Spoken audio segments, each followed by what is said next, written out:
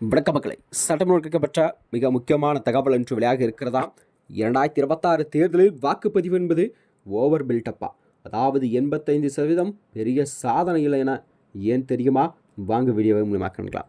அதாவது தமிழக சட்டமன்ற தேர்தலானது நடைபெற்று முடிந்த நிலையில்தான், அதாவது தேர்தல் என்பது 1967 மற்றும் 1977 தேர்தல்களை போன்று தமிழ்நாட்டு வரலாற்றிலே மிக முக்கியமான தேர்தல் என பேசப்பட்டு வரும் செய்தியாக அரசியல் வட்டாரத்தில் பேசப்படுகிறதா? அதாவது 12 லட்சத்திற்கும் மேற்பட்ட இளம் வாக்காளர்கள் உள்ளதால் தாவேக்காவின் வருகாய் என்பதால் வாக்குப்பதிவு அதிகம் நடக்கும் என பேசப்பட்டு வருகிறதா? 2026 தமிழ்நாடு சட்டமன்ற தேர்தலில் வாக்குப்பதிவு அதிகாரப்பூர்வமாக நிறைவடைந்த நிலையில்தான் காலை 7 மணிக்கு தொடங்கிய நிலையில் மாலை 6 மணி வரை வாக்குப்பதிவு அனுமதிக்கப்பட்டது.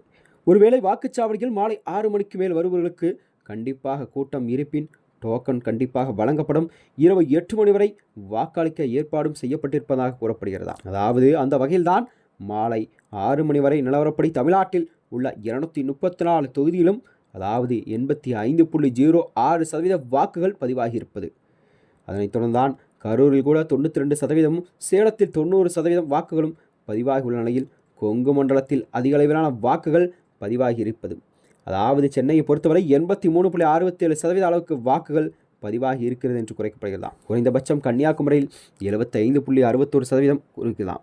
இப்படிப்பட்ட காங்கிரஸ் கட்சியை ஆட்சியிலிருந்து அகற்றி திமுக முதலில் ஆட்சியை பிடித்த காலம் 1967 ஆண்டிலிருந்து 2021 ஆண்டு வரை திமுக வென்று தமிழகத்தில் ஆட்சி அமைத்தது. அதே முறை இந்த 13 தேர்தல்களிலும் மொத்தமான வாக்குப்பதிவு குறித்த விவரங்கள் இதோ காணலாம். 1966 திமுக ஆட்சி வந்தபோது அண்ணாதுரை முதலமைச்சராக பதவியேற்ற இந்த தேர்தலில் மொத்தமாக அவர் பெற்ற வாக்குகள் 76.5% வாக்குகள் என்பது பதிவாகி இருக்கிறது. 1971 திமுக தொடர்ந்து 2வது முறையாக தொடர்ச்சியான ஆட்சியை பிடித்தது. இது ஒரே ஒரு முறைதான், அதாவது கருணாநிதி எம்ஜிஆர் இணைந்து சந்தித்த தேர்தல் தான் அது என்பது குறிப்பிடத்தக்கதான். இதில் மொத்தமாகவே 72.10% வாக்குகள் பெற்றிருந்தது. அதனைத் தொடர்ந்தான் 1977 அதாவது எமர்ஜென்சிக்கு பின் நடைபெற்ற தேர்தல் இது.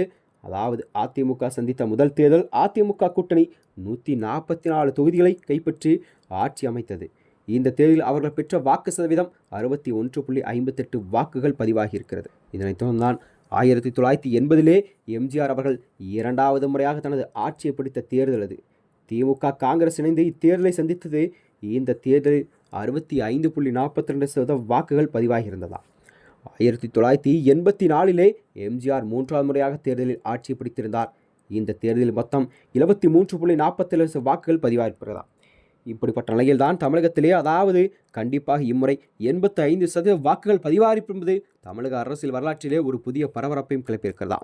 மேலும் இது போன்ற வீடியோக்களை தெரிந்து கொள்ள நமது சேனலை மறக்காமல் சப்ஸ்கிரைப் செய்து கொள்ளும். நன்றி, வணக்கம்.